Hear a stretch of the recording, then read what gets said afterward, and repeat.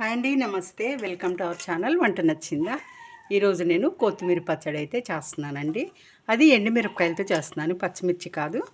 ఈ కొత్తిమీర నేను ఒక 2 కట్టలు తీసుకున్నాను, పెద్ద కట్టలు తీసుకొని బాగా శుభ్రంగా ఇసుక లేకుండా కడిగి తీసుకొచ్చానండి, ఆరబెట్టుకున్నా. ఇప్పుడు మనం ఎలా చేద్దామో ఏంటో, నేను ఎలా చేస్తానో ఒకసారి మీరు చూడండి. స్టవ్ వెలిగించుకున్నాను. స్టవ్ వెలిగించుకొని డేక్ష అయితే పొయ్యి మీద పెట్టుకున్నానండి. ఇప్పుడు దీనిలో కొంచెం ఆయిల్ వేస్తాను. 1 టేబుల్ స్పూన్ ఆయిల్ అయితే వేసానండి. 1 టేబుల్ స్పూన్ ఆయిల్ వేసా. దీనిలో కొంచెం పచ్చిశనగపప్పు 1 స్పూను, మినపప్పు 1 స్పూన్ వేసానండి. అలాగే ధనియాలు, జీలకర్ర కూడా. ధనియాలు 1 స్పూను, 1/2 టేబుల్ స్పూన్ జీలకర్ర వేసాను. వీటిని బాగా మనం వేయించుకున్నామండి. పక్కన కుక్కలు బాగా అరుస్తున్నాయండి. ఇనుప ముక్కలు అమ్ముకునే వాళ్ళు ఉంటారు కదా, వాళ్ళు ట్రాలీ వస్తే కుక్కలు బాగా అరుస్తూ ఉంటాయి. చాలా డిస్టర్బెన్స్గా ఉంటుందండి, సారీ.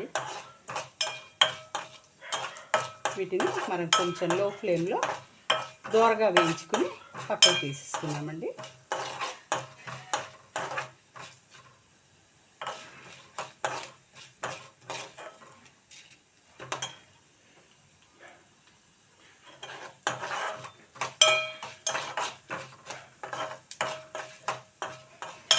మాడకుండా చూసుకోవాలండి, దోరగా వేయించుకుంటే సరిపోతుంది.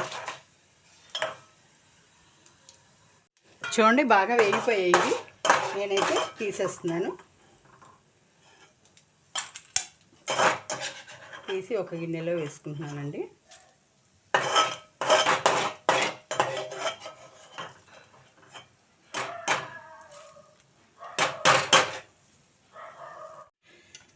చూడండి, నేను ఒక 15 ఎండుమిరపకాయలు అయితే తీసుకున్నాను. ఇవి దీనిలో ఆయిల్ ఉంది కదండి, ఇవి వేయించగా మిగిలిన ఆయిల్ ఉంది కదా కొద్దిగా, దానిలో వేయించేసుకుందాం. ఇవి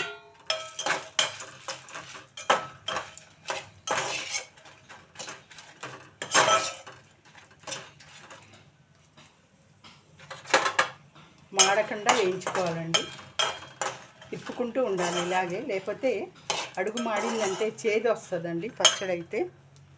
అందుకోసం మాడకుండా వేయించుకోవాలి. నేనైతే సిమ్లో పెట్టి వేయించుకుంటున్నానండి ఇవన్నీ కూడాను.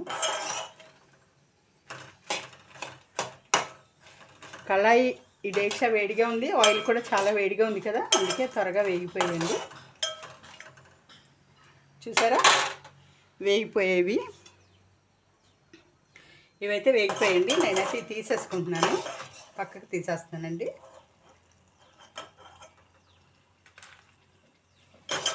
ఈ ధనియాలు, జీలకర్ర, పచ్చిశనగపప్పు, మినపప్పు వేయించుకొని తీసాను కదా గిన్నెలోకి, ఇదే గిన్నెలోకి నేను ఈ మిరపకాయలు కూడా తీసుకుంటున్నాను.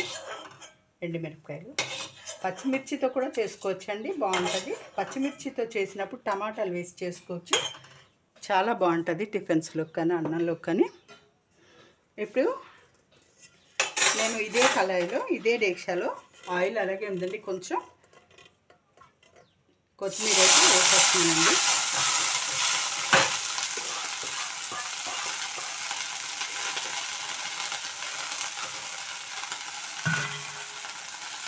అలాగే కొంచెం కరివేపాకు కూడా వేసాను. ఆయిల్ కొద్దిగా తక్కువ ఉంది కదా, కొంచెం ఒక 1/2 టేబుల్ స్పూన్ ఆయిల్ అయితే వేసానండి.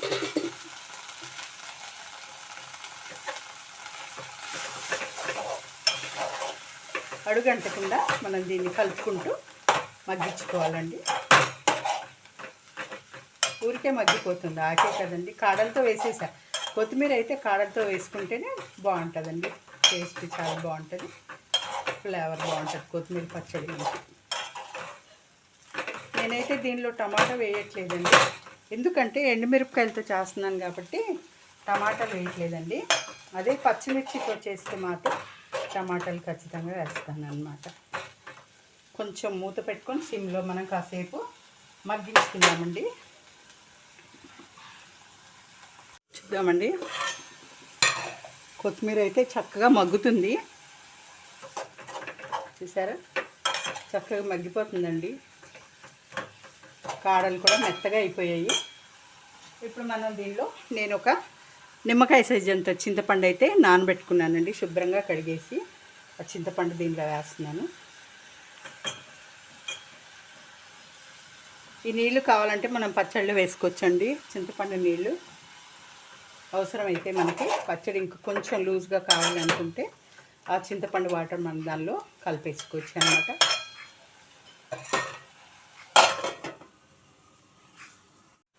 చూసారా చక్కగా ఉడికిపోయిందండి. కొత్తిమీర అయితే బాగా ఉడికింది. అలాగే చింతపండు కూడా దీనిలో వేసాం కదా, ఇంకా బాగా ఇలా ఉడికితే చాలండి. మనం మిక్సీ పట్టేసుకోవచ్చు. కొత్తిమీర పచ్చడికి సరిపోతుంది. స్టవ్ అయితే బంద్ చేస్తున్నానండి. దీన్ని మనం చల్లార్చుకుని మిక్సీ పట్టేసుకుందాము. ఇవన్నీ మిక్సీ జార్లు అయితే వేసుకున్నానండి, మనం ఇందాక వేయించుకున్న దినుసులన్నీ. ఇప్పుడు ఒక 5 వెల్లుల్లి రెబ్బలు దీనిలో వేస్తున్నాను. తర్వాత సాల్ట్ కూడా మనం వేసుకోలేదు కదా, సాల్ట్ కూడా వేసుకుందామండి. చాలపోతే మళ్ళీ వేసుకుందాం. ఇప్పుడు దీన్ని అంతా మనం చక్కగా గ్రైండ్ చేసుకుందామండి. చూడండి ఇలా కారపొడి అయితే మిక్సీ పట్టేసుకున్నాను. ఇప్పుడు మనం వేయించి పెట్టుకున్న కొత్తిమీరని దీనిలో వేసేసుకుని మనం గ్రైండ్ చేసుకుందామండి.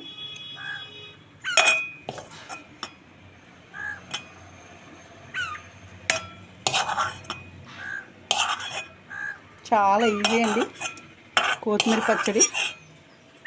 అన్ని టిఫిన్స్లోకి తినొచ్చు, వేడివేడి అన్నంలో కూడా తినొచ్చండి. చాలా అంటే చాలా బాగుంటుంది. ఇందాక నేను చింతపండు నానబెట్టుకున్న నీళ్ళండి ఇవి, కొంచెం అయితే వేస్తున్నాను. కొద్దిగా వేసి ఇప్పుడు మిక్సీ పట్టేద్దాం.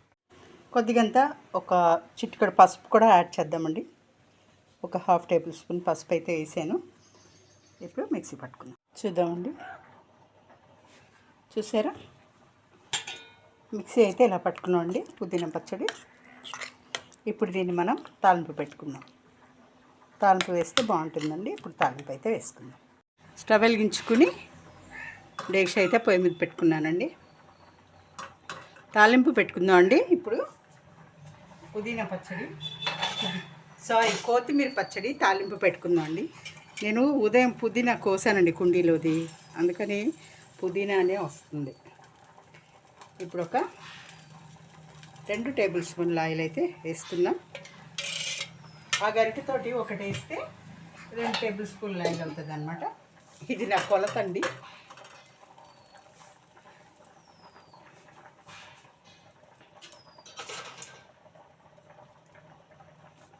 రెండు టేబుల్ స్పూన్ల ఆయిల్ అయితే వేసాం కదా, తాలింపు గింజలు వేసుకుందామండి. పచ్చిశనగపప్పు, మినప్పప్పు, ఆవాలు, జీలకర్ర.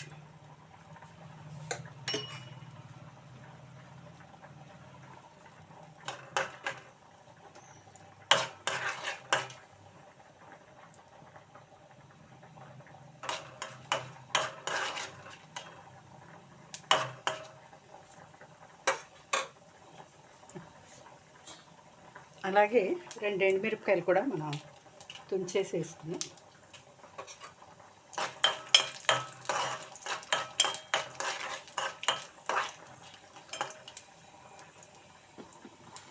కొంచెం కరివేపాకు కూడా వేసుకుందామండి.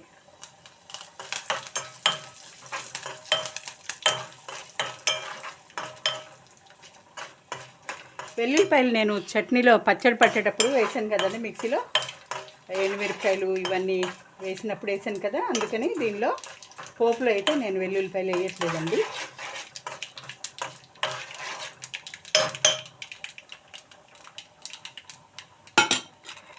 తాలింపు అయితే వేగిపోయిందండి. నేనైతే చట్నీ దీనిలో వేసేసుకుంటున్నాను.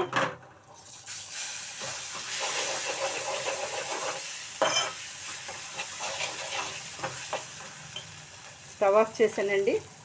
కళాయి వేడిగా ఉంది కదా, డేక్ష వేడిగా ఉంది కదా, అందుకని వేడి దాని మీద పోపులో వేసేస్తే, తాలింపులో వేసేస్తే ఈ పచ్చడి అంతా చక్కగా తాలింపు పడుతుంది. దీనికి బాగుంటుంది. ఇంతేనండి, చాలా ఈజీ ఈ కొత్తిమీర పచ్చడి. మళ్ళీ ఇంకోసారి నేను పచ్చిమిర్చి టమాటాతో చేసి చూపిస్తానండి. ఈ పచ్చడి వేడివేడి అన్నంలో తినొచ్చు, చక్కగా వేసుకుని తింటే చాలా బాగుంటుంది. మీరు అట్లా వేడన్నంలో నెయ్యితో తినకుండా నూనెతో తిన్నా బాగుంటుంది. నేనైతే నెయ్యి తినను కాబట్టి మంచి నూనె వేసుకుంటాను. మంచి నూనె వేసుకొని తింటాను వేడన్నంలో. కాకపోతే ఇది అన్ని టిఫిన్స్లో తినొచ్చండి చక్కగా. ఇప్పుడు చలికాలమే కాబట్టి ఫ్రిడ్జ్లో పెట్టుకోక్కర్లేదు, బయట కూడా ఉంటుందండి. బయట కూడా ఒక వారం రోజులు ఉంటుంది. అంతేనండి. ఇంతేనండి కొత్తిమీర పచ్చడి. చూశారు కదా నేను ఎలా చేశానో ఏంటో. చాలా అంటే చాలా కమ్మగా ఉంటుంది, సూపర్ టేస్టీగా ఉంటుంది. మీరు కూడా ఈ విధంగా చేసుకోండి ఒకసారి. నేను ఎలా చేశానో అలా ఈ పద్ధతిలో ఒకసారి మీరు కూడా చేసుకోండి, తినండి, నాకు కామెంట్ పెట్టండి ఎలా ఉందో. మరి ఈ వీడియో మీకు నచ్చినట్లయితే ఒక లైక్ అయితే ఇవ్వండి, సబ్స్క్రైబ్ చేసుకోండి. ఇంతవరకు నా ఛానల్ని ఎవరైనా సబ్స్క్రైబ్ చేసుకోకుండా ఉన్నట్లయితే దయచేసి చేసుకోండి. ఒక లైక్ అయితే ఖచ్చితంగా ఇవ్వండి, ఎందుకంటే మీరు ఇచ్చే లైక్ నాకు చాలా ఇంపార్టెంట్. ఇంకా కొంతమందికి ఈ వీడియో రీచ్ అవుతుందన్నమాట, కొంతమంది చూస్తారు. ఓకేనా అండి? నా ఛానల్ని సబ్స్క్రైబ్ చేసుకోండి, సపోర్ట్ చేయండి. Thank you.